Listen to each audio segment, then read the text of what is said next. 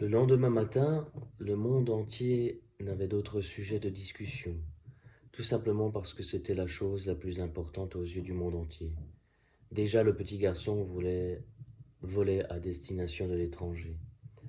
Avant même de débarquer, la nouvelle de son arrivée était connue de dizaines de milliers de gens qui s'étaient rassemblés à l'aéroport pour l'accueillir, et parmi eux des milliers et des milliers d'enfants portant des bouquets parfumés de délicats présents, en quantité telle que la foule avait l'air d'une grande noce multicolore. Descendant de l'avion, le petit garçon aperçut des milliers de mains qui lui faisaient des signes de bienvenue, agitant bouquets et cadeaux, et il s'adressa alors aux enfants grâce au micro qui l'attendait au bas de la passerelle. Merci de votre gentillesse. Je me souviendrai toute ma vie de votre accueil, leur dit-il. Mais pour ce qui est des fleurs et des offrandes que vous m'avez apportées, distribuez-les entre vous. Vous ne sauriez davantage me faire plaisir qu'en vous les offrant les uns aux autres. C'est ce qu'ils firent tous. Et tous se mirent à chanter sur des airs de danse et à danser sur des airs de chansons, tandis que les grandes personnes, la larme à l'œil, éclataient de rire pour ne pas laisser voir qu'elles pleuraient.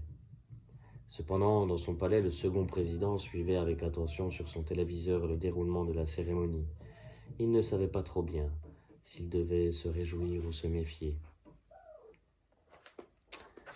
Sur le chemin du palais, des centaines de milliers de gens pressaient sur les trottoirs, au balcon pour l'acclamer, et ceux qui ne pouvaient le voir se faisaient raconter par ceux qui pouvaient.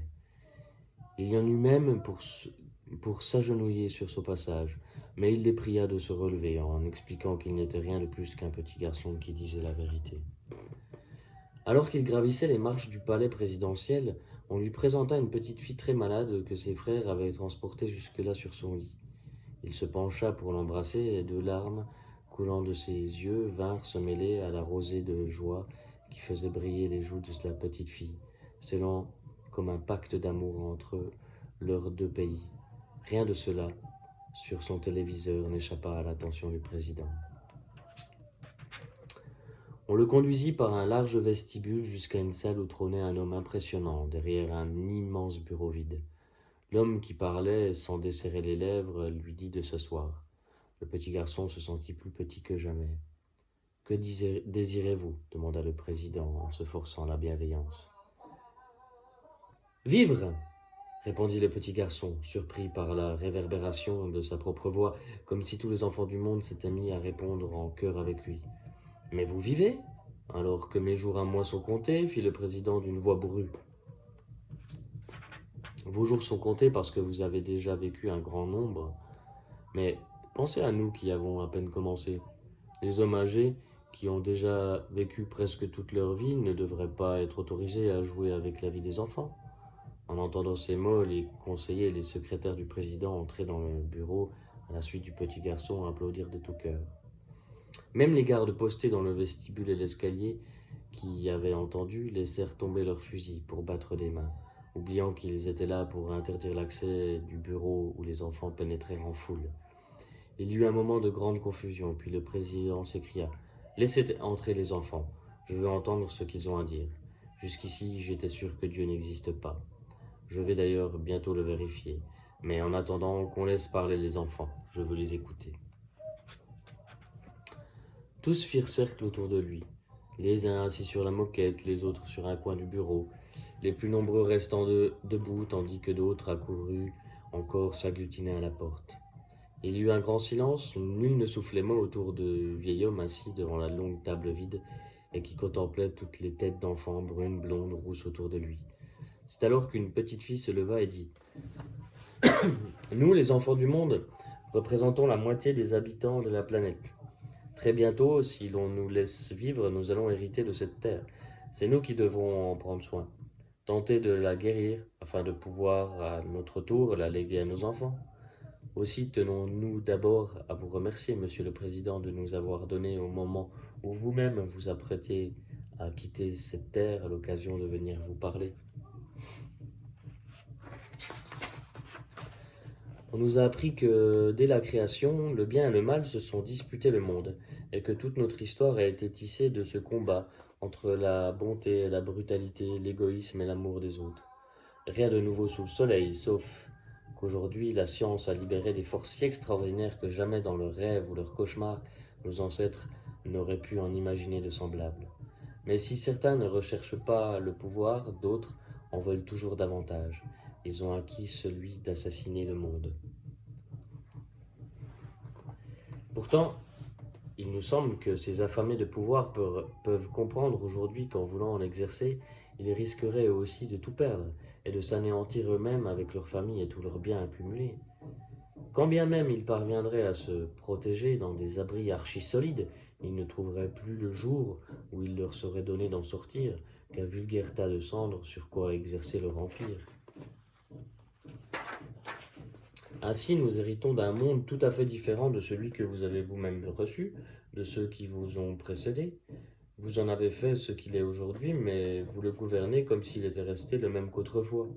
Vous continuez à vous corréler comme des marmots mal élevés, alors que vous êtes désormais armés comme des monstres de science-fiction. Arrêtez vos jeux, c'est devenu vraiment trop dangereux. À côté du petit garçon, les autres enfants lui traduisait simultanément les paroles de la fillette. Quand elle eut fini, il prit son tour la parole. « Dites-moi, monsieur, est-ce que vous avez une clé comme mon président ?»« Quelle sorte de clé ?»« Une clé de la mort. » Un profond silence s'abattit sur la salle et resta suspendu comme un nuage glacé. « Si vous en avez une, il faut nous la montrer. » Le président sortit avec des gestes maladroits une petite clé retenue par une chaînette. Elle devait mesurer dans les 3 centimètres et pesait guère plus de 5 grammes. Le président paraissait incapable de prononcer un mot et se contentait de brandir sa clé à hauteur de son visage. « Dites aux enfants, monsieur, à quoi sert cette petite clé? Peut-être ne le savent-ils pas. Grâce à cette clé, dit avec lenteur le président, je dispose de plus de pouvoir que n'importe quel homme depuis que le monde est monde, d'un pouvoir dont jamais aucun homme n'aurait dû ni ne devrait disposer. Avec elle, j'ai droit de vie et de mort sur des centaines de millions d'êtres humains que je peux anéantir moi seul, rien que moi, en moins de temps qu'il n'en faut pour compter jusqu'à 1. Comment l'avez-vous eu? Demanda une minuscule fillette au profond regard noir. Disons que je l'ai acheté avec mes amis. Où cela? Disons chez nos savants, dans leur laboratoire. Elle a coûté cher? Terriblement cher. Et où avez trouvé l'argent? C'est l'argent du peuple. Cette clé n'est pas seulement à moi, vous savez, elle appartient à tous. Nous n'en voulons pas! Nous n'en voulons à aucun prix, s'écria-t-elle en éclatant soudain en sanglots. Les caméras de télévision qui avaient suivi les enfants jusque dans le bureau présidentiel faisaient converger sur la petite fille le regard du monde entier. « Nous n'en voulons pas !» s'écrièrent à leur tour les autres enfants entassés dans la salle. « Vous avez eu votre vie, laissez-nous la nôtre, s'il vous plaît. » « Je vous promets de voir ce que je peux faire, » bredouilla le président, visiblement dépassé par les événements. « Quand? Demandèrent les enfants d'une voix suppliante. « Dès que vous serez tous sortis de mon bureau. » Et il rangea sa petite clé d'un geste sec. Un garçon un peu plus âgé que les autres, presque un jeune homme, déjà se leva et dit « Monsieur le Président, voulez-vous m'autoriser à ajouter quelque chose? Je vous écoute. Admettons que nous jetions les plus grosses de nos armes pour ne regarder que celles qui tuent petitement. Les dirigeants pourraient à nouveau envisager de déclencher de petites guerres sans gros risques. En fait, ils se sentiraient à nouveau en sécurité eux-mêmes, s'en tireraient toujours, les soldats seraient les seuls à se faire massacrer ou mutiler, après tout, ils sont faits pour ça, et tout recommencerait comme avant. Mais le monde a bien changé depuis le temps où les rois ou les chefs d'État jouaient aux soldats de plomb. Les soldats sont redevenus chair et os, leur tête est mise à penser et leurs oreilles sont devenues bien moins sensibles aux tambours et aux clairons. La musique qu'ils préfèrent, c'est celle que rythment les battements de cœur de leurs femmes et de leurs enfants. Voulez-vous vraiment savoir quel est le secret d'une paix durable? Nous ne devons plus nous protéger de nos ennemis, mais les protéger de nous-mêmes. Intéressant, dit le président avec une pointe de sarcasme. Et comment allez-vous vous y prendre? Nous disposons aujourd'hui de moyens de communication sans précédent.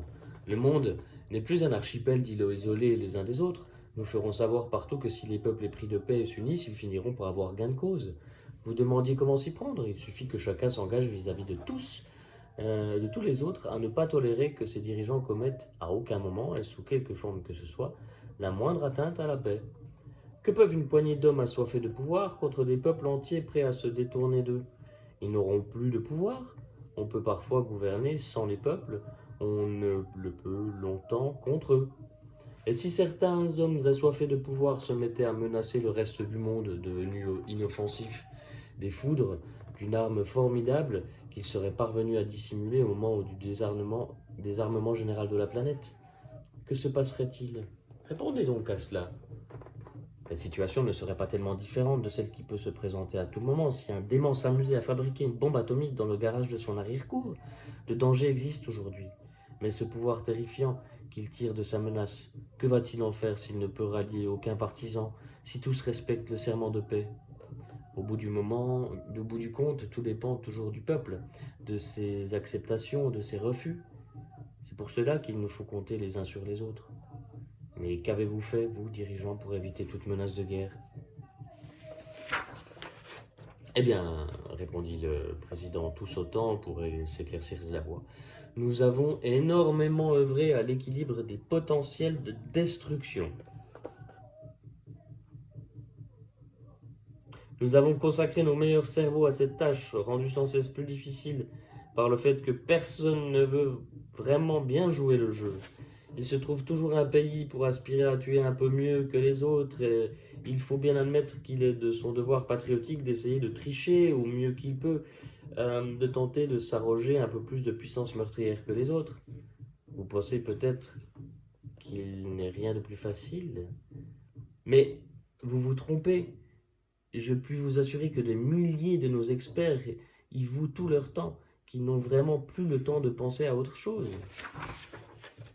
Votre jeu de fou nous précipite dans la guerre, s'écria le petit garçon. Et c'est bien pourquoi il n'y a pas le choix. Ce sont les gens eux-mêmes qui doivent se sauver, et sauver le monde avec eux, avec leur gouvernement ou contre eux. Le monde est le gîte de 8 milliards d'êtres humains, et il n'appartient à aucun gouvernement, et il n'est même pas le lotissement de plusieurs. Mais interrogea timidement une jeune fille à tache de rousseur, comment les gens peuvent-ils influer sur le destin du monde? De mille façons, répondit le petit garçon. Et d'abord parce qu'ils sont le monde. Mais les enfants peuvent beaucoup, ils savent se faire entendre. Si des centaines de milliers d'entre eux de par le monde refusaient par exemple de manger tout simplement, jusqu'à ce que leurs dirigeants s'engagent à détruire toutes leurs armes, à démanteler l'énorme machine de mort qu'ils nous ont imposée, vous les verriez virer de bord ou bien se démettre et fuir devant le courage des enfants. Je le ferai, dit l'un. Moi aussi, dit l'autre. Moi de même, dit un troisième. Et les voix de tous s'élevèrent en chœur pour se déclarer prêts à l'action. Le président était sur le point d'intervenir, triant les mots appropriés dans sa bouche, mais le petit garçon ne lui en laissa pas le temps. Si certains d'entre vous ne trouvent pas en eux la force d'agir de la sorte, qu'ils agissent comme ils l'entendent, mais surtout sans jamais recourir à la violence.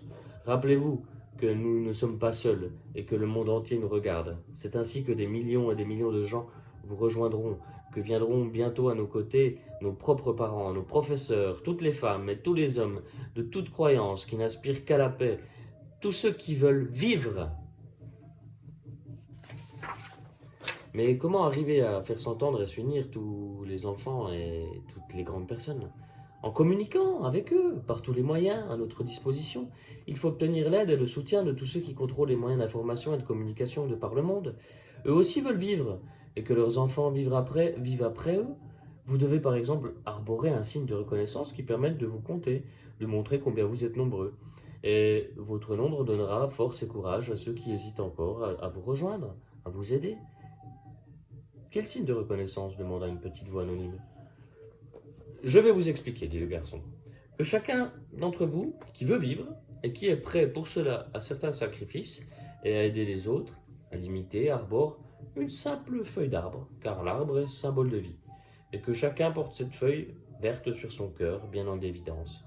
Si vous êtes très nombreux et que vous vivez en ville, attention, que vos désirs de vivre ne nous conduisent pas à assassiner les arbres. Non, cueillez seulement l'idée de la feuille d'arbre. Découpez-la dans une feuille de papier et songez d'ailleurs qu'un arbre a déjà donné sa vie pour que vous disposiez de ce papier. Vous découpez la forme de sa feuille. Il y eut un grand silence, personne ne disait mot.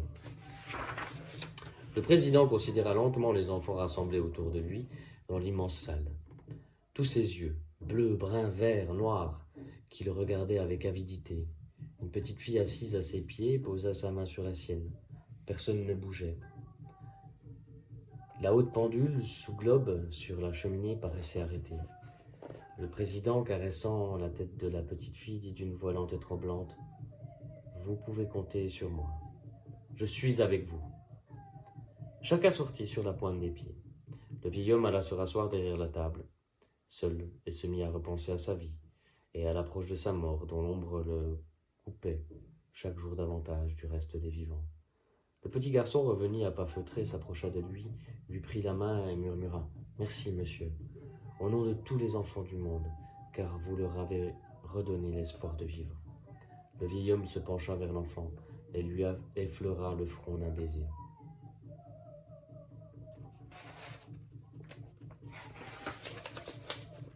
« Dieu vous bénisse, dit le petit garçon. « Merci, dit le vieil homme en portant la main à ses yeux embués. Quand il les rouvrit, l'enfant avait disparu.